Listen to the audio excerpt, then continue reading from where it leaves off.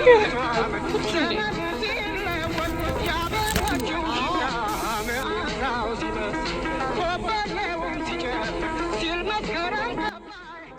ይስጥልኝ። እንዴት ናችሁ? ደህና ናችሁ ወይ ውድ ቤተሰቦቼ? እኔ እግዚአብሔር ይመስገን ይኸው አለሁ ከተባለ በቃ ሰሞኑን ይውላችሁ ጉንፋኑ ምናምን ስራው ቤቱ ራሱ ወደኋላ ባታዩት ይሻላል። ብቻ ቢዚ አድርጎኝ ከርም ያለሁኝ።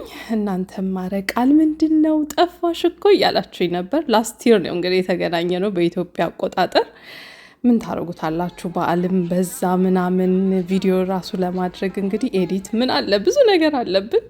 መቼም ትረዱኛላችሁ። ግን አይ ሚስድ ዩ ጋይስ በጣም ከአንዳንዶቻችሁ ጋር ያው በግል እንደዚሁ ስናወራ አውርተናል። ግን ብዙዎቻችሁ ሚስ አድርጊያችኋለሁ።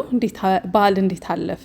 እኛ ጋር ያው በመጠኑ በጥቂቱ በቀኑ አላከበርንም። ያው እንደምታውቁት ሐሙስ ውጪ እኛ ጋር አንድ ሰው እንኳን ስራ ቢቀር ሌላው ስለማይገኝ በቃ ዊኬንድ ምናምን ጠብቀን ነው የምናከብረው። ላስት ዊክ ላይ እሁድ ላይ አከበርን። በቃ እንደምታውቁት ቤተሰቦቼን ጠያየኩ። ልጆቼ ደህና ናችሁ ወይ ያልኩኝ። ትንሿም እዚህ ጋር ሙያዋን እያጠነከረች ነው። እናቴንም እንዴት ነሽ አልኳት። እሷም ቢዚ ነበረች። ከዛ በዓል ሲመጣ እንግዲህ ዘንድሮ እስቲ ቆይ ለእናቴ ምን ላድርግላት እስቲ የሆነ ምርቃት መሰብሰብ አምሮኛል ብዬ እንዲህ ላረግ ነው ብዬ ለእህቶቼ ነገርኳቸው። ከዛ እኛም እንቀላቀላለን አሉ። ያው ጥሩ ነገር ለካ ስታስቡ በቃ ሰውንም በደንብ ሰብሰብ ታደርጋላችሁ። በቃ አንድ ላይ ያው ተሰባስበን እናታችንን ምርቃት ለመቀበል ይኸው ሶፋ አሰርተን ሰርፕራይዝ አደረግናት። ያው የእሷ ሰርፕራይዝ ስፔሻል ሰርፕራይዝ ነው። ሙሉ ለሙሉ ሳታውቅ አልተደረገም። ሄዳ መርጣ ምን ብላ ሲመጣ ግን በቃ ሳታውቀው ሰርፕራይዝ ተደረገች እና ያው እዚህ ጋር ስደነግጥ ነው የምታዩት። እግዚአብሔር ይስጥልኝ፣ እድሜ ይስጥልኝ። ሁላችሁም ተባረኩልኝ። አሜን። እድሜና ጤና ይስጣችሁ። አሜን። የሁሉን ምርቃት ወስጄባቸዋለሁ። ላመሰግን በቃ ይስጥልን። በወጣ ይተካ። የልጆቻችሁ እናት ያርጋችሁ። እድሜ ጤና ይስጣችሁ። ሀገራችንን እግዚአብሔር አምላክ ሰላም ያርግልን። እና እናቴን የማታ እንጀራ ነው የሚባለው አባባል አለ።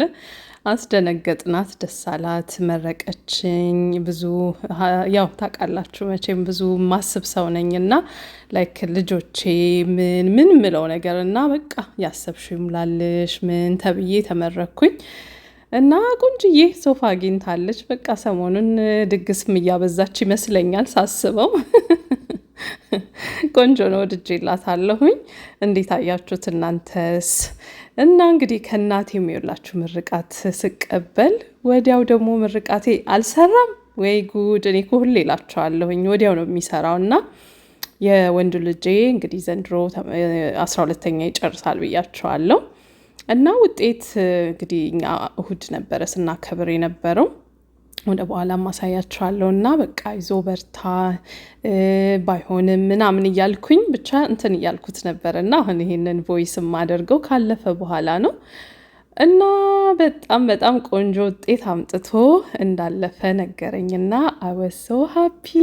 እና ባይዘዌ በቃ እግዚአብሔር ለካ ነገሮችን ያስተሳስራል። አያችሁ መልካም ነገር ስታደርጉ በፍጹም እግዚአብሔር አይረሳም መልካም ነገር። እና በተለይ ደግሞ ቤተሰብን ማስደሰት፣ ልጆችን ማስደሰት፣ በቃ ይሄ መልካም የምንለውን ነገር ስናደርግ እግዚአብሔር በብዙ ነገር ያስደስተናል። እኔ ደግሞ ሁሌ እንደምነግራችሁ ሌላ ህይወት የለኝም፣ ልጆቼ ናቸው። ከልጅነት ጀምሮ 19 20 ምን ስል በቃ ከልጆቼ ጋር ነው ያለሁት እና የእነሱ ለውጥ የቤተሰቦቼ ደስታ ነው ለእኔ ህይወቴና ብቻ ሰሞኑን ሃፒ ማም በጣም ደስ ብሎኛል።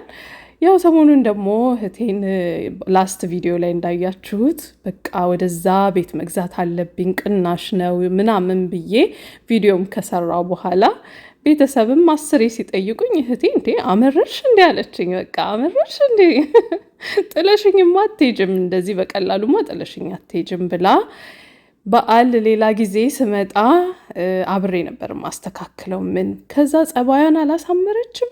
ጥያት እንዳልሄድ ማለት ነው። አይገርማችሁም?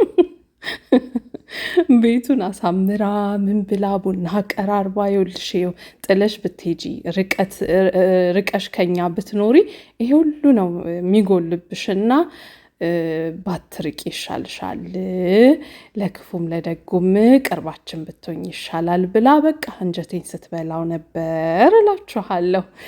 እና ያው ሁሌ እንደማደርገው ደግሞ ከእናንተ ጋር ያወራሁትንም በዛው ጣል አደርጋለሁኝ፣ በዛው እናወራበታለን። እግዚአብሔር በብዙ ነገር ያስደስተናል አይደለም? ከቤተሰብም በልጆችም ትዳርም ካለ በትዳር በብዙ ነገር አንዳንዶቻችን አንዱ ጎደል ሲል በሌላው ደግሞ ይክሰናል እግዚአብሔር አይደለም? እኔ በቤተሰቦቼ ኮምፕሌን ማድረግ አልችልም። በጣም በጣም እግዚአብሔርን ሁሌ አመሰግነዋለሁ።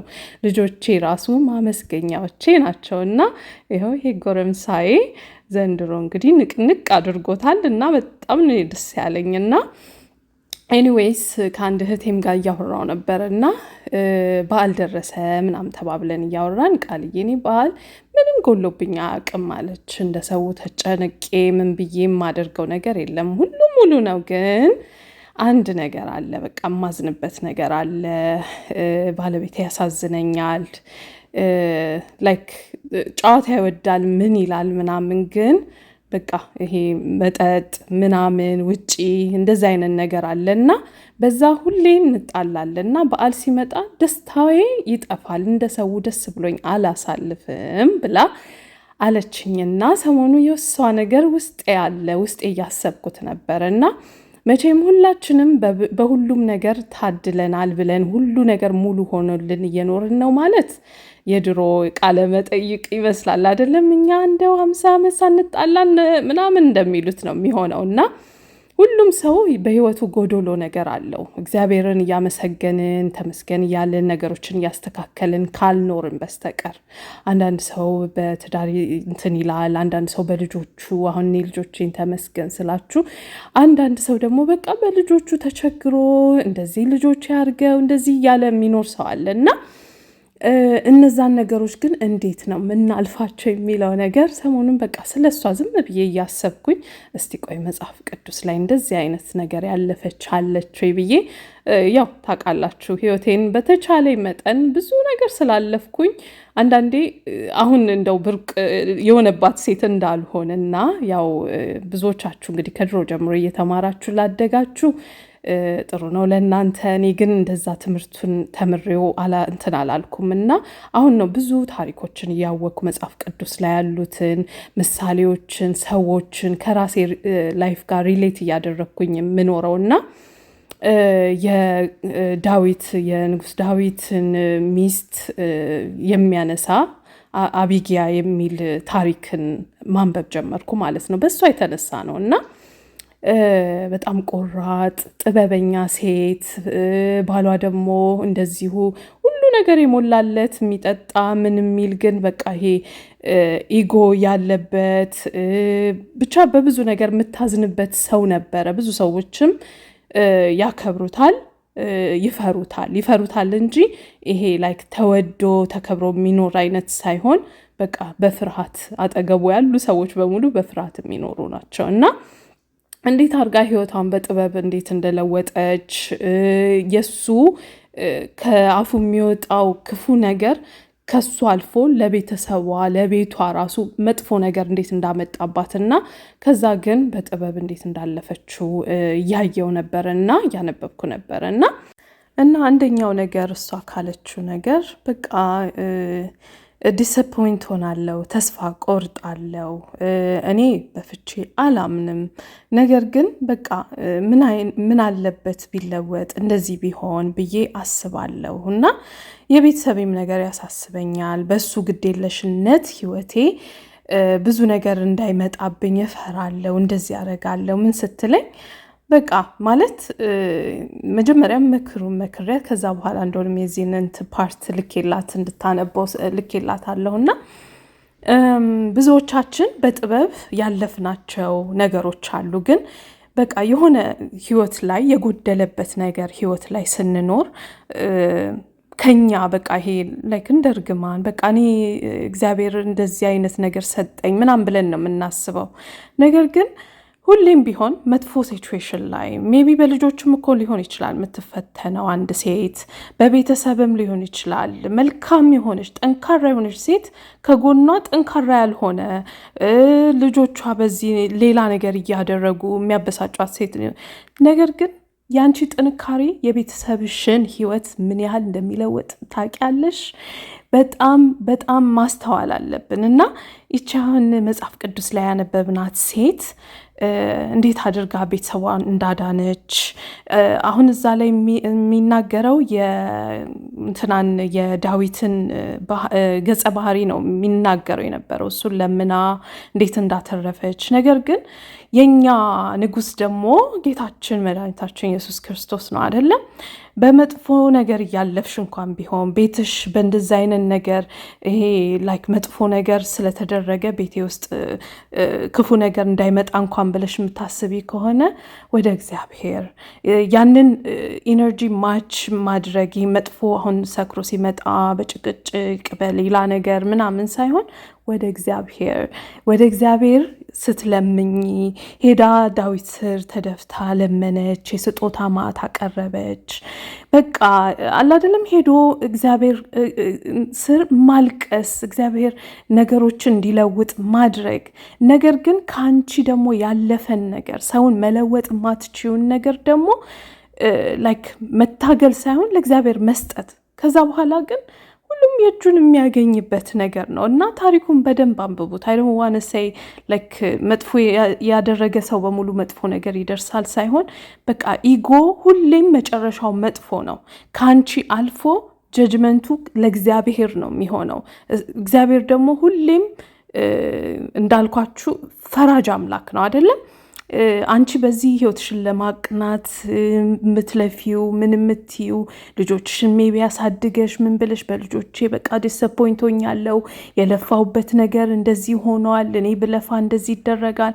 ግን እኮ ያንቺን መልካምነት እግዚአብሔር ያያል አይደለም። እና አንዳንዴ ለቀቅ ማድረግ በቃ መልካምነትሽ እግዚአብሔር ጋር ሄደሽ አምላኬ ሆይ በቃ እኔ እንደዚህ እየሞከርኩን አንተም ደግሞ እርዳኝ። ነገር ግን መለወጥ የማትችውን ነገር ግን እግዚአብሔር ራሱ አንቺንም እንትን ብሎ ይሄ ይበላሻል ማለት አይደለም። እና ፕሊዝ በህይወታችሁ እንደዛ ዲስአፖይንት ሆናችሁ ለምታሳልፉ እህቶቼ ይህንን ፓርት እዩት። በሰውኛ ነው እኛ የምናስበው ወይ ባል እንደዚህ ሌላ እንትን ብላ እንደዚህ ምናምን ኖ፣ እንደዛ አይደለም።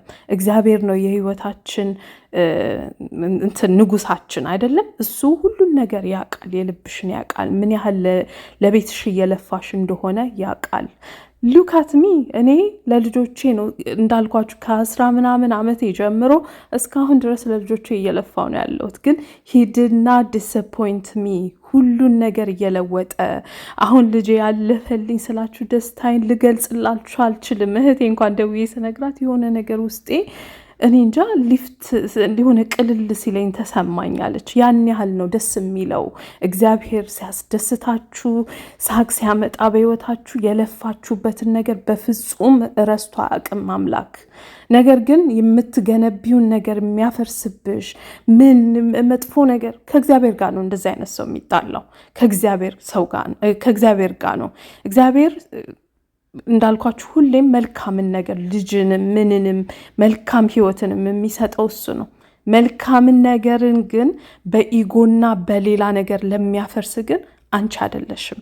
በቀልም ምንም ካንቺ አይደለም መምጣት ያለበት ከእግዚአብሔር ነው። እግዚአብሔር ነው በቀልን ምንም የሁሉም ባለቤት አምላክ እሱ ነው እና ብቻ በተቻለ መጠን ከኛ በጎነት ይምጣ።